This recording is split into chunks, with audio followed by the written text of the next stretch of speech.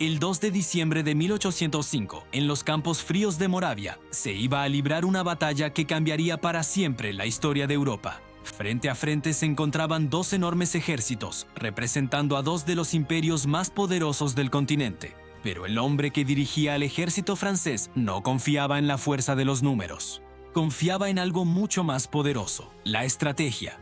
Ese hombre era Napoleón Bonaparte. Y lo que ocurriría aquel día sería recordado durante siglos como una de las maniobras militares más brillantes jamás ejecutadas. Napoleón sabía que su ejército estaba en inferioridad numérica. Frente a él se encontraba la coalición formada por Rusia y Austria, dos imperios decididos a detener la expansión francesa en Europa. El enfrentamiento no solo decidiría el destino de una campaña militar, también decidiría el equilibrio de poder en todo el continente. El ejército aliado estaba dirigido por el joven zar de Rusia, Alexander Prokofiev-Russia, acompañado por el emperador austríaco Francis II, Holy Roman Emperor. Sus generales estaban convencidos de que Napoleón estaba acorralado.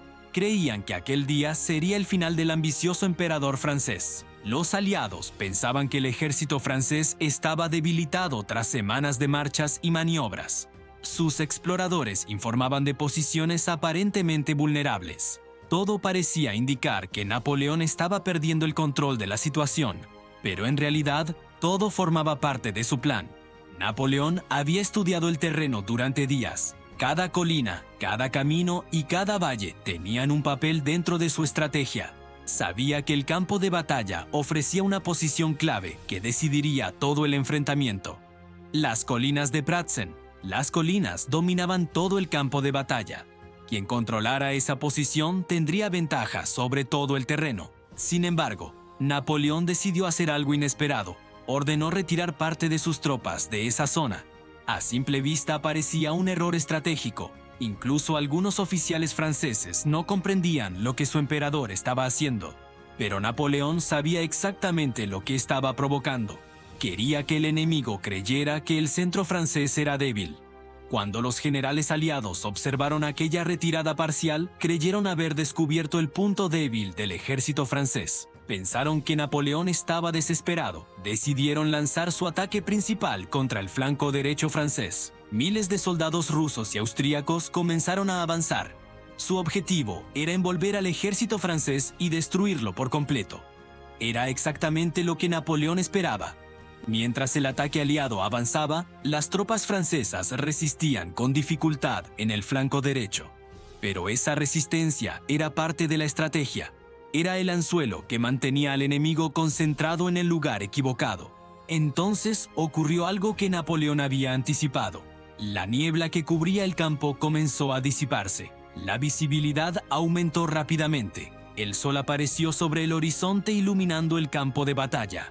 Para los soldados franceses, aquel momento se convertiría en leyenda. Lo llamarían para siempre el Sol de Austerlitz. Napoleón sabía que ese era el instante decisivo. Si atacaba en ese momento, el enemigo no tendría tiempo para reaccionar. Entonces dio la orden. El centro del ejército francés debía avanzar inmediatamente. Su objetivo, recuperar y conquistar las colinas de Pratzen. Miles de soldados franceses comenzaron a avanzar colina arriba. Marchaban directamente hacia el corazón del ejército aliado. La batalla en las alturas fue intensa. Las tropas rusas intentaron defender la posición, pero el ataque francés fue demasiado rápido. En pocas horas, las colinas de Pratzen estaban en manos francesas. Napoleón había recuperado la posición clave del campo de batalla, y con ella había dividido al ejército enemigo en dos partes. El ejército aliado estaba ahora completamente desorganizado. Sus fuerzas estaban separadas, incapaces de coordinarse. La trampa de Napoleón se había cerrado. Desde su posición, Napoleón observaba el caos que se extendía por el campo de batalla. Sabía que el momento de la victoria estaba cerca. La caballería francesa comenzó a atacar los flancos del enemigo. Cada carga aumentaba el desorden en las filas aliadas.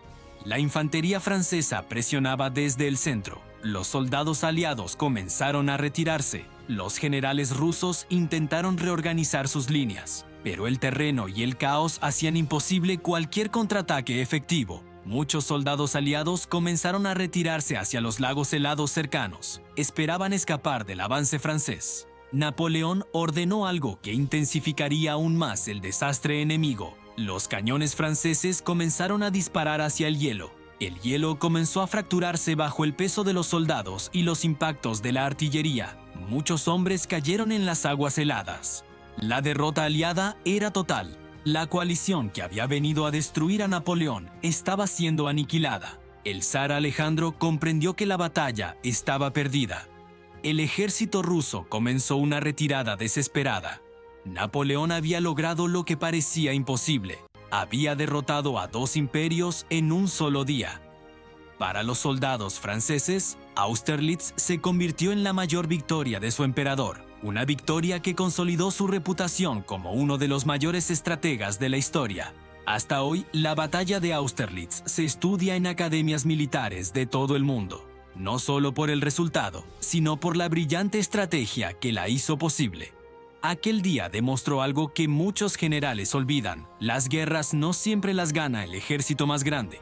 Las gana quien comprende mejor el campo de batalla y el momento exacto para actuar.